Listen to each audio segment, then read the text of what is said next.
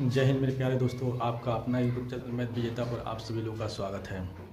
तो आज हम रेशियो एंड प्रोपोर्शन के पार्ट 4 आपके सामने फिर लाए हैं और इस पार्ट में उन प्रश्नों को मैं लेकर आया हूं जो बहुत बेहतर लेवल का क्वेश्चन है और जिस विद्यार्थी को अगर ये पहले से पढ़ रखे हों तो वो रिवीजन करें और जो नए विद्यार्थी हो वो इसको अच्छे से समझें, कलम कॉपी निकाल के बैठें और लिखने का प्रयास करें और जो नए हो चैनल को सब्सक्राइब कर लें, लाइक और शेयर करना न भूलें। तो मेरे प्यारे दोस्तों, आज हम लोग जो टॉपिक आज का जो सेशन है इस टॉपिक का हम लोग जीरो लेवल से लेवल डे बाय डे जो है इंक्रीज हो रहा है और आज का लेवल बहुत अच्छे लेवल का सवाल है रेशियो का। और रेशियो के सवाल में मैंने पार्ट 1, पार्ट 2, पार्ट 3 मैंने आपको दे रखा है। आप अगर कोई नए हो तो फर्स्ट ऑफ ऑल उन वीडियो को पहले देख लें ताकि आपको बेहतर ढंग से यह जो पार्ट है 4 समझ में आ जाए। तो चलिए आइए देखते हैं, आज हम सेशन की शुरुआत करते हैं बहुत शान से।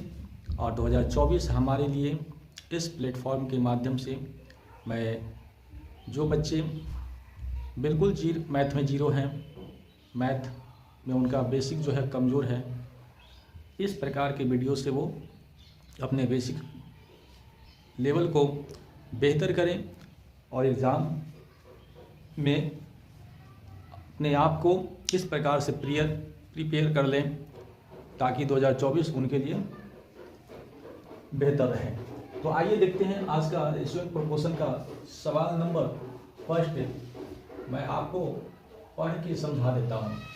ये सवाल क्या करता है कि 2:3,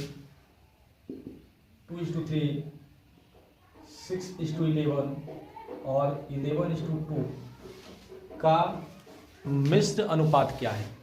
ये पूछा है मेरे प्यारे दोस्तों, मिश्र अनुपात क्या है। तो इस प्रकार के सवाल को हम कैसे सॉल्व करेंगे विदिन सेकेंड, तो आइए देखते हैं। अब देखिए, इसमें हमने रेशियो के पहले पार्ट में मैंने क्या सीखा था कि जो कटता है दोनों साइड उसको काट देंगे। तो आइए देखते हैं, काट दीजिए।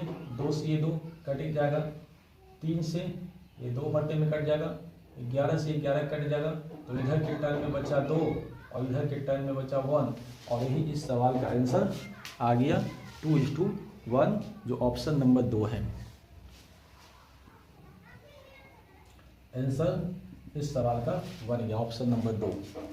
तो कैसा लगा मेरे प्यारे दोस्तों आज का पहला सवाल। मैं उम्मीद करता हूं कि आपको बेहतर लगा होगा। अगर इस टाइप से कोई भी सवाल एग्जाम में देखने को आए तो इस प्रकार से मिश्र अनुपात हम इजी वे में निकाल सकते हैं।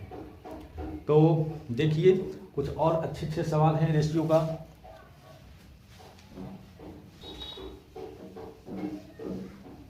सवाल नंबर 2 देखिए,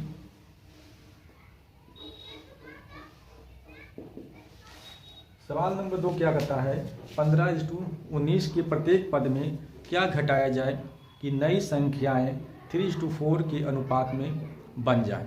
ये सवाल दिया है। तो आइए 15/19 हम रेशियो को कैसे लिख सकते हैं, 15/19 लिख सकते हैं। अब कहता है इसमें प्रत्येक में हम क्या घटाएं, ठीक है ना, प्रत्येक में हम क्या घटाएं। तो मान लो कि हम प्रत्येक में x घटा देते हैं, ठीक है। अब जैसे मैं x घटाया ऊपर और नीचे तो एक नया रेशियो यहाँ पे हमको दिया 3/4 का, 3/4 का एक नया रेशियो हमको दिया। अब इसको सॉल्व कैसे करेंगे, तो देखिए इसको क्रॉस मल्टीप्लिकेशन इस प्रकार से मल्टीप्लाई करेंगे। तो 15 चौको कितना हो गया मेरे प्यारे दोस्तों 60 और 4x बराबर 19 कितना हो गया 57, 57 माइनस का ये 3x।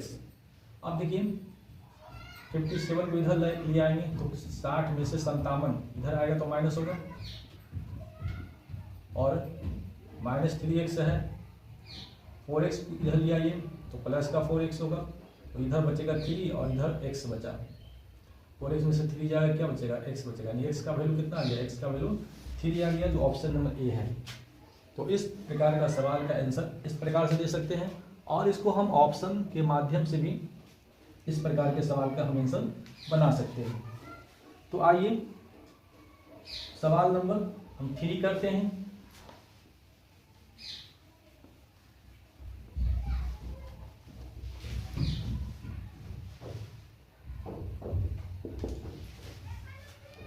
क्वेश्चन पहले आप समझ लीजिए। 7:13 के प्रत्येक पद में क्या जोड़ा जाए। इस बार जोड़ने की बात बोला है कि नई संख्याएं 2:3 के अनुपात में हो जाए। तो आइए 7/7:13 को हम 13 को हम क्या लिख सकते हैं, 7/13 लिख सकते हैं। जी हाँ सर। इसमें इस बार जोड़ने की बात बताया तो जोड़ देते हैं। अब जैसे जोड़ेंगे तो रेशियो मेरा क्या आएगा, 2/3 का 2:3। अब इसी प्रकार से क्रॉस मल्टीप्लिकेशन करेंगे तो 3 7 कितना हो गया 21 प्लस 3x हो जाएगा बराबर 13 दूना कितना हो गया 26 प्लस यहाँ पे क्या होगा 2x, x वाले को इधर ले आएंगे तो माइनस का होगा और 21 को इधर ले आएंगे तो माइनस का 21 होगा। 3x में से 2x को घटाएंगे तो केवल x बचेगा और 26 में से 21 जाएगा तो कितना बचेगा 5। तो आपका इस सवाल का आंसर जो है मेरे प्यारे दोस्तों option number D right answer बन जाता है। तो आज का लेवल जो है रेशियो का बेहतर है और ये उस प्रकार का सवाल है जो किसी न किसी एग्ज़ाम्स में आपको आए हुए सवाल हैं और ऐसे ऐसे सवाल जो है एग्ज़ाम्स में पूछे जाते हैं। तो ऐसे सवाल को बिल्कुल नहीं छोड़ना है एग्ज़ाम्स में। आइए सवाल नंबर 4 को देखते हैं। 4 नंबर सवाल करता है कि दो संख्याएं 5:9 के अनुपात में है, यदि प्रत्येक संख्या में 16 जोड़ दिया जाए। वही सवाल है 5:9 का रेशियो दिया है तो 5/9। अब मेरे प्यारे दोस्तों फिर इस बार जोड़ने की बात आया है, तो देखिए 5:9 है, ठीक है सर। अब इसको थोड़ा सा हम रेशियो को हटा के यहाँ पे 5x लिख देते हैं और ये 9x कर देते हैं। अब क्वेश्चन करता है कि प्रत्येक संख्या में 16 जोड़ दे, तो इसमें हम 16 जोड़ दिए और यहाँ पे इसमें भी हम 16 जोड़ दिए। तब एक नया रेशियो बनाया 3:5 यानी 3/5 का रेशियो बनाया। तो इस बार बस कुछ नहीं करना है, जिस प्रकार से इसके पहले वाले सवाल में किए हैं क्रॉस मल्टीप्लिकेशन तिरक गुणन। तो कितना हो गया 25x प्लस 16 कितना हो जाएगा 80 और 9 कितना हो गया 27x प्लस 16 कितना हो गया 48। अब आइए 25x को इधर लाइए तो 27x में से 25 इधर जाएगा तो माइनस होगा, तो यहाँ पे क्या बचेगा 2x और इसको इधर लाइए तो कितना बचेगा, इसको जब इधर लाइएगा तो 80 में से 48 घटाइएगा तो यहाँ पे बचेगा 2 और 7 में से 4 जाएगा बचेगा 3 यानी 32। तो x का वैल्यू निकालिएगा तो 16 हो जाएगा। कितना हो जाएगा मेरे प्यारे दोस्तों, x का वैल्यू यहाँ पे आ जाएगा 16। अब देखिए x का वैल्यू जो 16 आया है तो हम संख्या क्या माने थे, यही संख्या माने थे ना। तो 5 इंटू यहाँ पे 5 इंटू एक्स के जगह पर 16 रख देते हैं तो 16 बजे कितना हो गया 80 और ये बहुत 9x तो 9 गुना कितना हो गया 16 और 16 × 80 16 × 96 16 9 144 16 9 कितना होता है 16 9 144।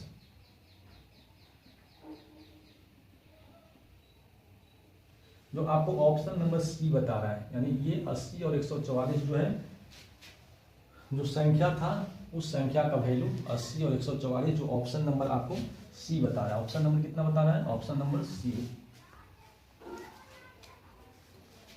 आइए सवाल आगे देखते हैं।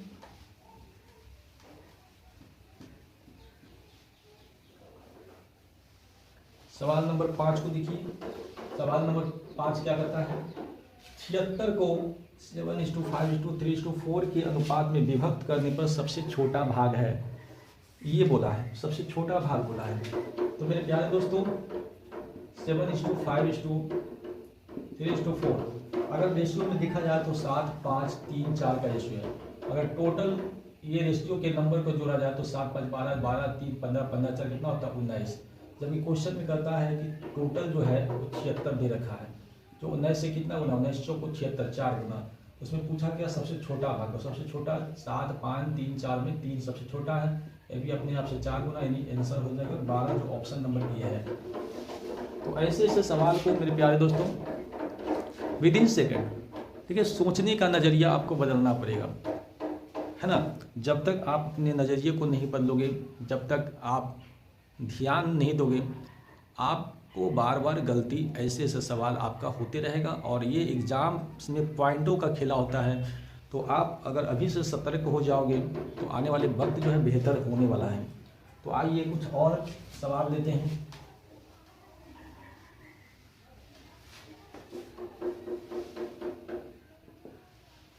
एक आभूषण, सवाल नंबर 6 देखिए। एक आभूषण 12.5 ग्राम भार का है, ठीक है, जिसमें 2.5 ग्राम शुद्ध चांदी है तथा शेष कोई और धातु है। तो शुद्ध चांदी तथा इस धातु का अनुपात क्या है? इस बार सवाल ये बोल रहा है। तो 12.5 ग्राम भार का है, जो आभूषण है 12.5 ग्राम है ना, क्या दिया है 12.5 ग्राम भार का जो है कोई आभूषण दे रखा है।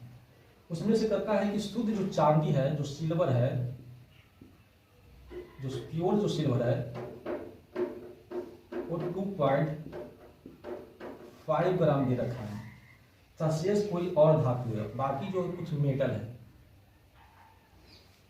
तो शुद्ध चांदी तथा इस धातु का अनुपात, तो बताइए 12.5 ग्राम में 2.5 ग्राम तो सिल्वर है, तो बाकी जो बचा होगा 10 ग्राम जो होगा वो क्या होगा, कोई मेटल होगा।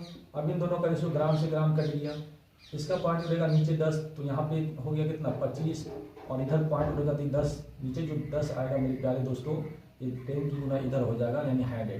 तो 25 से 25 को कितना हो गया 100। यानी जो रेशियो मेरा बन के आया 1:4, जो ऑप्शन नंबर ए है, यही आपका इस सवाल का राइट आंसर है। देखिए सवाल नंबर आगे हम देखते हैं।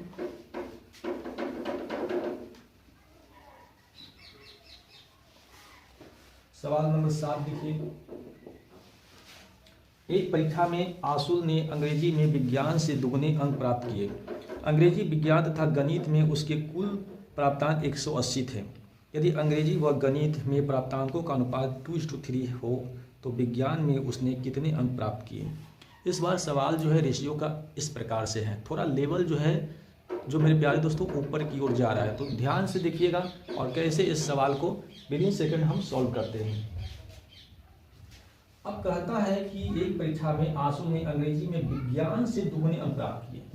किससे दुगने अंक प्राप्त किए? अंग्रेजी में, इंग्लिश में।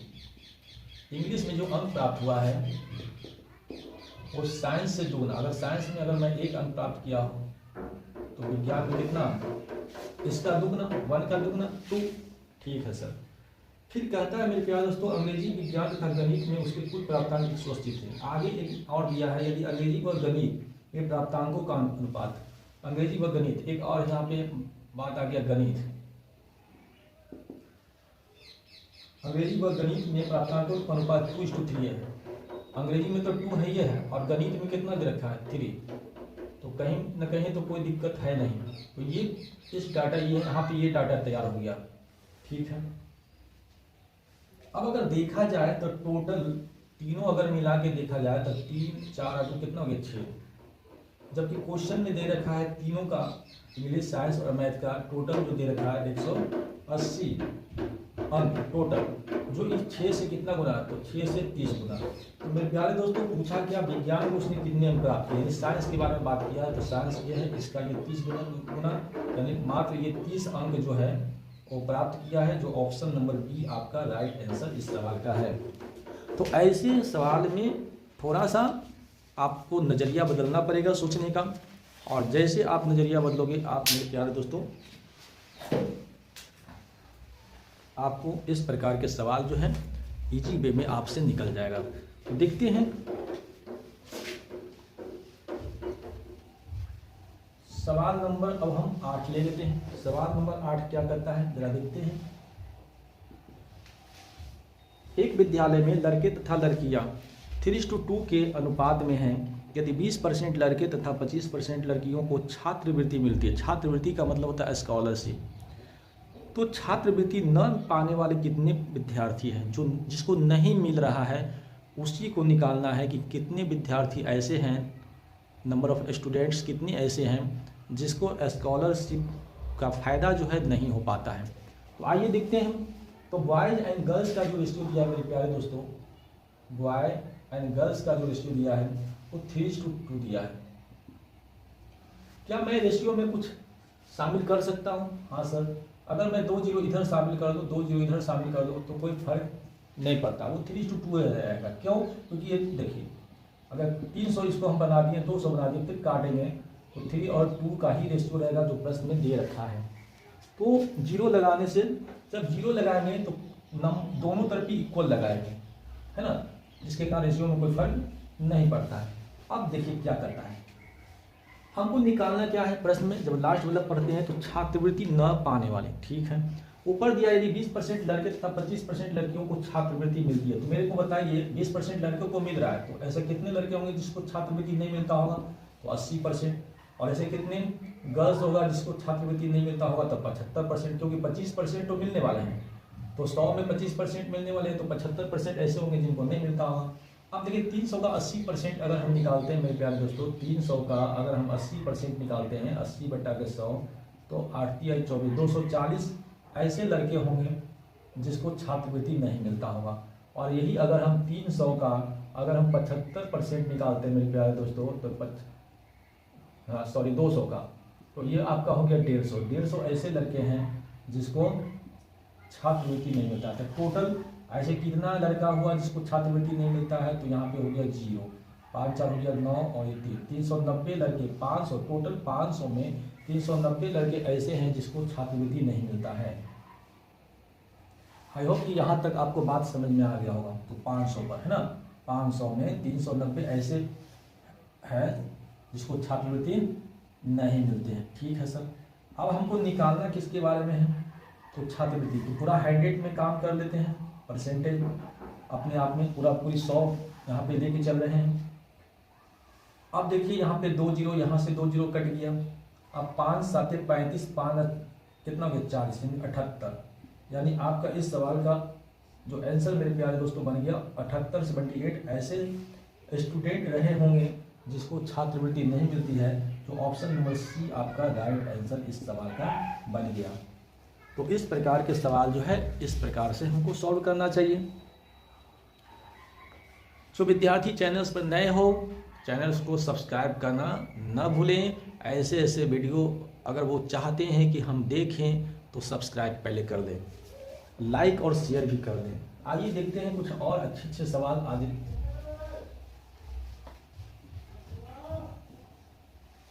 सवाल नंबर 9 देखिए,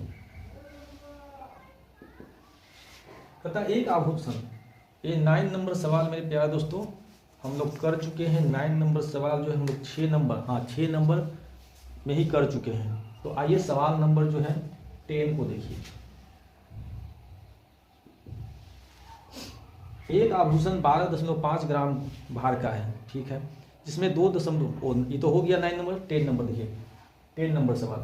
एक धातु में तांबा तथा जिंक के अनुपात है 9:4। ये तांबा है, ये तांबा यानी कॉपर दिया है और Zn। मैं पहले सवाल को पढ़ देता हूँ। एक धातु में तांबा तथा जिंक 9:4 के अनुपात में है। 24 ग्राम तांबे के साथ कितना जिंक पिघलाना पड़ेगा। ये सवाल इस बार बहुत मतलब कि बहुत आसान सवाल दिया है, इसको समझिए इस प्रकार से।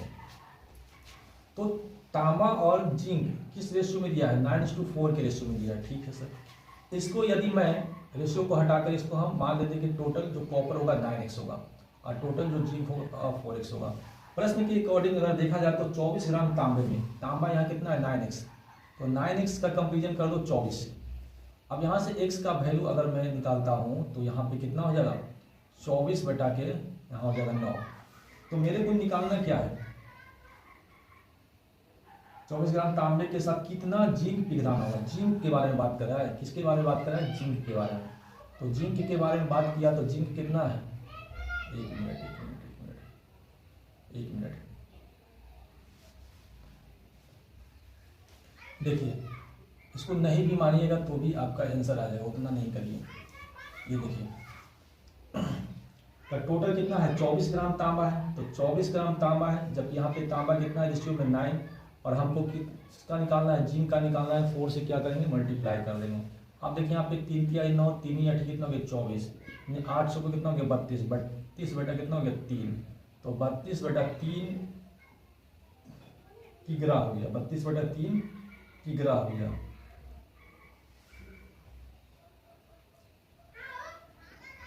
तो अगर इसको हम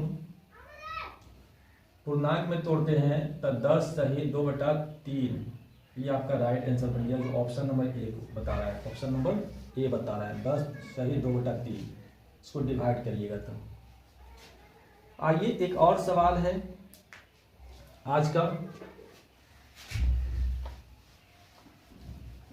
सवाल नंबर 11।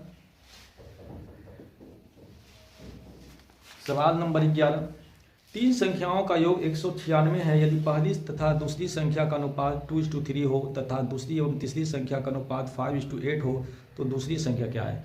मेरे प्यारे दोस्तों, मैं चाहता हूं कि एक सवाल का आंसर आप खुद दें और कमेंट बॉक्स में कमेंट करके आंसर हमको बताएं कि आप जो प्रैक्टिस कर रहे हो वो सही दिशा में कर रहे हो कि नहीं कर रहे हो। तो हम चाहते हैं कि इसका आंसर आप खुद दें। तो आज मैं अपने सेशन को यहीं पे समाप्त करता हूं। मैं उम्मीद करता हूं कि आज का सेशन जो है आपको लाजवाब लगा होगा, क्योंकि रेशियो का अच्छे सवाल अभी और मैं लेकर आने वाला हूं। तो घबराए नहीं और 2024 जो है हमारे साथ बिल्कुल प्रैक्टिस करते रहें इसी प्रकार से। तो आज मैं यहीं पे अपने सेशन को समाप्त कर रहा हूं। मैं तो ओके बच्चों, थैंक्स, बेस्ट ऑफ लक।